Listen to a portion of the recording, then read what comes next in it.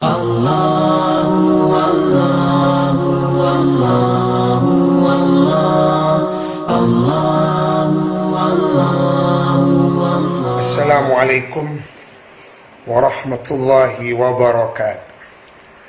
Alhamdulillah wassalatu wassalamu ala sayyidina Rasulillah wa ala alihi wa ashabihi wa mawala, amma ba'du.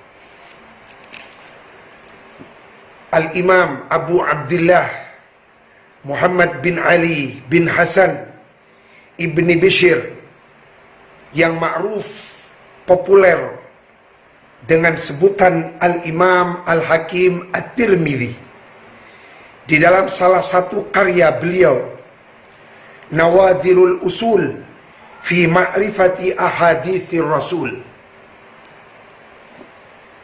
juz awal, halaman 576 sampai 577.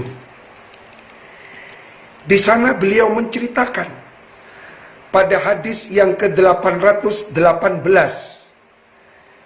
beliau meriwayatkan hadis dari ayahanda beliau.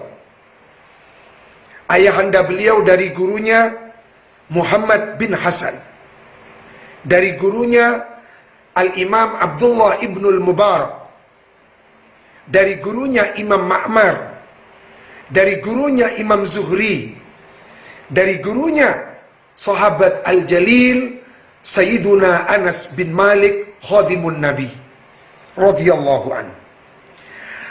Apa kata sahabat Anas? Bainama nahnu julusun indan Nabi sallallahu alaihi wa alihi wasallam.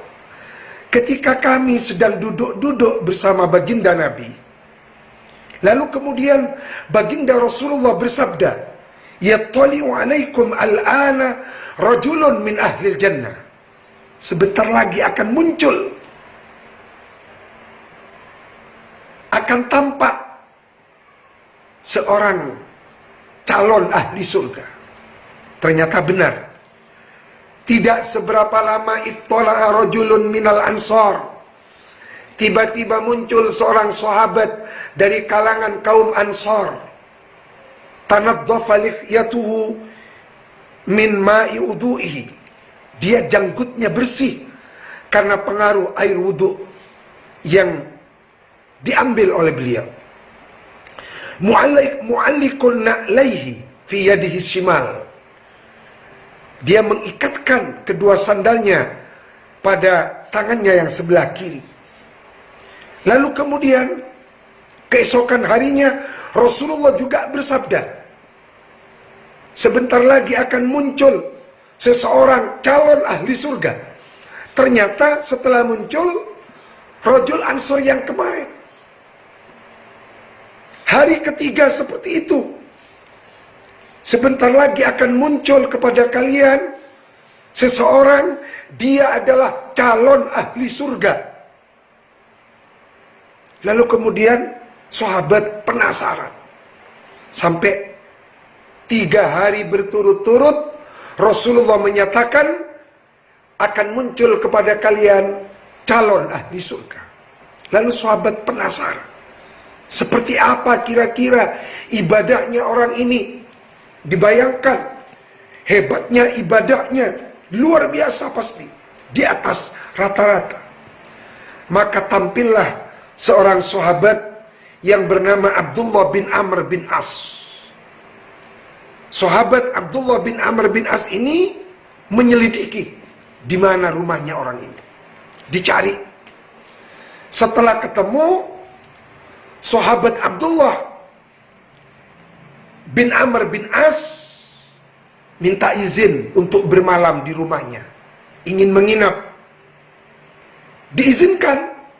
Lalu kemudian malam-malam sahabat Abdullah bin Amr bin As bangun untuk melihat ibadah apa yang dia lakukan. Ternyata tidak ada yang istimewa. Dia tidur hanya pada sepertiga malam yang terakhir.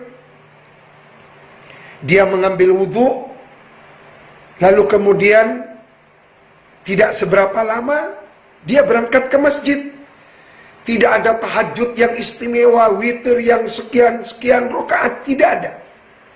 Tidak ada zikir yang begitu panjang dia lakukan, tidak ada. Sehingga apa kata Abdullah bin Amr bin As? Fakittu ahtakiru amalahu.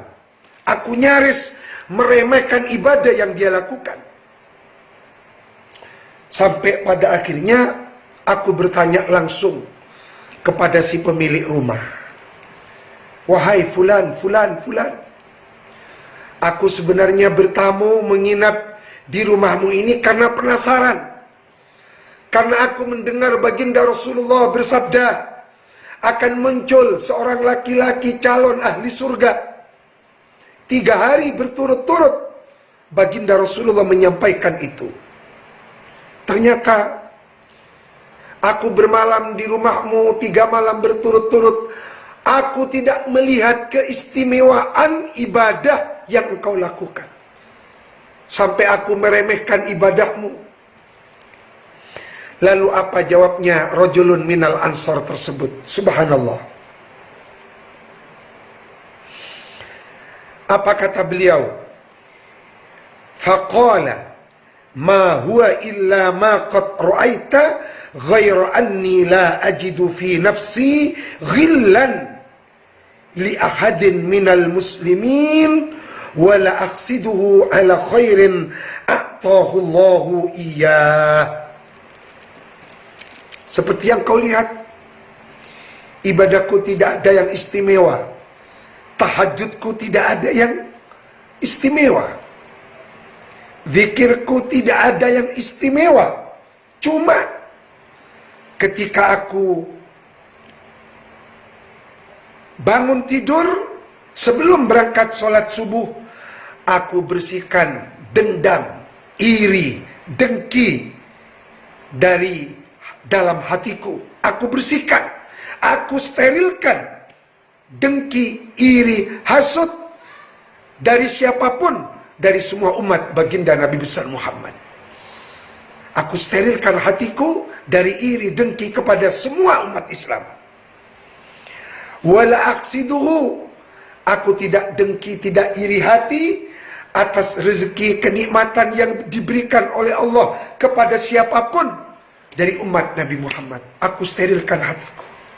Aku bertemu dengan orang yang lebih alim dariku, aku tidak iri kepada kealiman orang tersebut. Aku bertemu dengan orang yang lebih kaya dariku, aku tidak iri dengan kekayaan orang tersebut. Aku berjumpa dengan orang yang tampan, dengan orang yang diberi kelebihan, aku tidak dengki dengan kelebihan yang Allah berikan kepada orang tersebut. Karena Allah Subhanahu wa taala berfirman di dalam Al-Qur'an surah An-Nisa ayat 32, "Wala tatamannaw ma faddalallahu bihi ba'dakum 'ala ba'd." Al-Imam Fakhruddin Ar-Razi di dalam tafsirnya Mafatihul Ghaib juz yang ke-10 halaman 65, beliau menyebutkan salah satu penyebab dengki karena tidak terima dengan bagian Allah. Maka orang yang dengki berarti dia tidak terima dengan pembagiannya Allah. Itulah penyebab orang dengki. Maka bersihkan hati kita. Karena ketika kita dengki kepada orang, dengki karena kekayaan orang yang melebihi kita, dengki karena ilmu orang yang melebihi ilmu kita, sebenarnya kita tidak terima kepada qada Allah. Sebenarnya kita tidak terima kepada qadar Allah. Dan salah satu dosa terbesar adalah tidak terima dengan qadanya Allah, tidak terima dengan pembagiannya Allah. Salah satu dosa terbesar. Mudah-mudahan Allah membersihkan hati kita dari iri dan dengki. Allah menjauhkan kita dari perangai yang tidak baik, yaitu tertanamnya iri, dengki, hasud di dalam hati kita. Allahumma tahhirni minal hasud, tahhirni minal hasad, tahhirni minal hijid wal ghil. Amin ya Allah ya Rabbal Alamin. Semoga bermanfaat. Wallahu a'lam.